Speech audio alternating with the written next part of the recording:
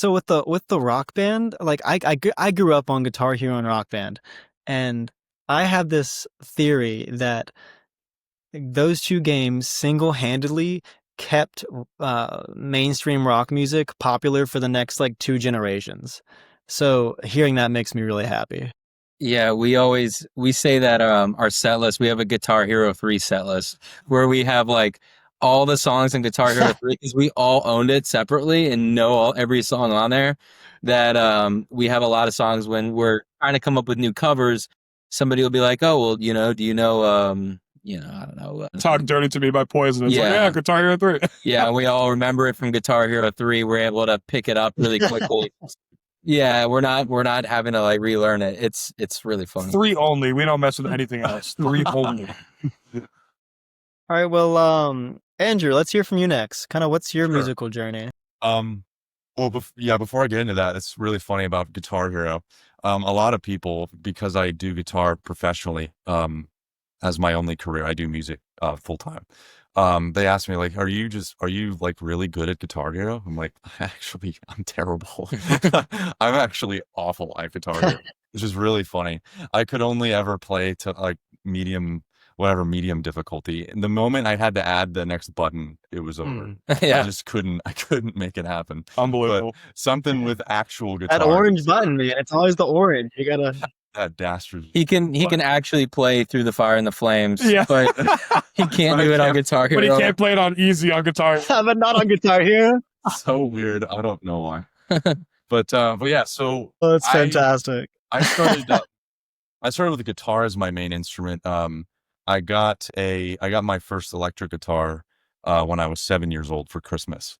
And I was absolutely just hooked and just absolutely addicted to anything, whether it was learning chords or learning scales or learning whatever. A lot of kids my age were, playing outside, picking their nose, or doing something else. Getting But I chicks. yeah, right. At 7, but I was inside playing guitar because I was just that way. And yes, I was exposed to a lot of stuff. Like my mom is really really huge fan of like Motown stuff, funk stuff like Earth, Wind and Fire, Whitney Houston, that kind of style. And my dad was more of the rocker, so he got to show me like, well, yeah, ZZ Top, and like Van Halen and Thin Lizzy and the Cars and just all the awesome cool stuff. So and then so I played for a little while, learning different styles of music and absorbing different kinds of things. Middle school, I started playing in band, so I picked up the trumpet, and that was when I first learned how to read music. And that was the first time. That was the first instrument, weirdly enough, that I learned how to read with. So I did band actually all throughout middle school, all throughout high school, and even a little bit after too.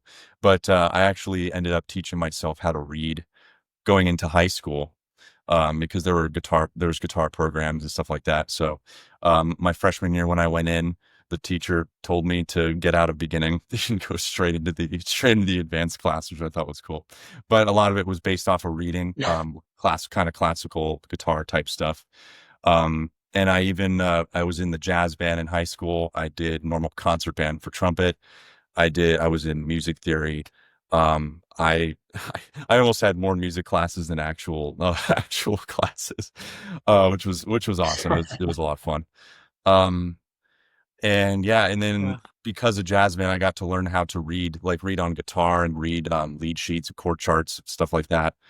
And I was primarily actually self-taught with guitar, pretty much, with the exception of my dad, showing me a few things here and there when I was a kid. But it wasn't until I applied to go and do Berklee College of Music online to pursue guitar, that I ended up getting my own private instructor through Berklee as my kind of professor. And he showed me so much stuff that I never even could have imagined, and showed me how to use my ear and understand things more with the brain, and getting that kind of to the guitar. And it was just completely life-changing for me to do that. I know, the episode over so quick. Such a shame. But not to worry, because there's a whole full podcast you can go watch right over here. You know you want to. It's screaming at you right now. You can't hear it? You should be able to hear it. It's screaming at you. Click right there. Do it. Do the thing.